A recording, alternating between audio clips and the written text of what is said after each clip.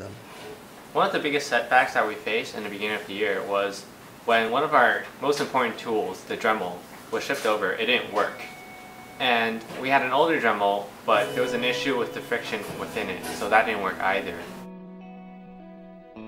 When you have two separate wires and when you want to put them together, it's difficult to waterproof them, and it's really often that they go in contact into each other when they're on the ROV, which creates a lot of interference. A problem of this is that there were some design errors with the PCB itself. So essentially, I couldn't program this through these ICSP headers. The way we did things was often very different, like our writing style would be different, or the way we organized the writing would be different. Also, the servos themselves were extremely fragile, so the gears inside will often break. Sometimes it's not the tweaking and all the minor adjustments that you make. It might just be a bad design. If we see a problem, we have to redo all the waterproofing process again, and that also takes up a lot of time, and it's really frustrating.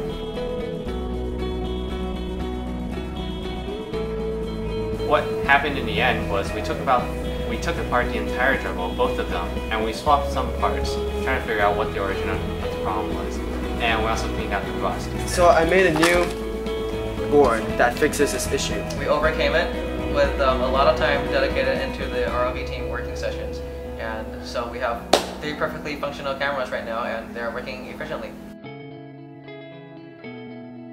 This problem-solving sort of mentality that goes down to the fundamentals of what is wrong is something that's represented in our other problems as well. This year we made a significant improvement to our tether, in which we added 2 dedicated power lines in order to ensure that we get enough voltage across from the shore to the ROV.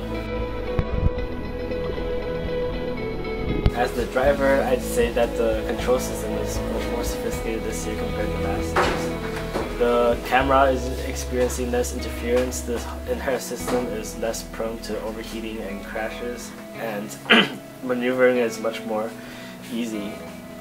The electronics themselves are module based, so if a specific part of the circuit board breaks, then you can replace it by levels, which makes it very easy to deal with during the competition. ROV requires a lot of time from every member, and basically since summer started, we've been coming in every day for numerous hours, and sometimes many individuals stay overtime to finish up some parts.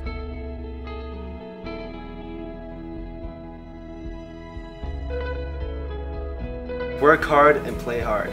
So that's what we do. Here's ROV is really dynamic.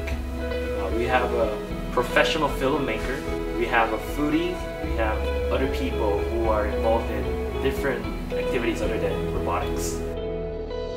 It's just nicer when everyone gets along, and just the productivity is a lot higher.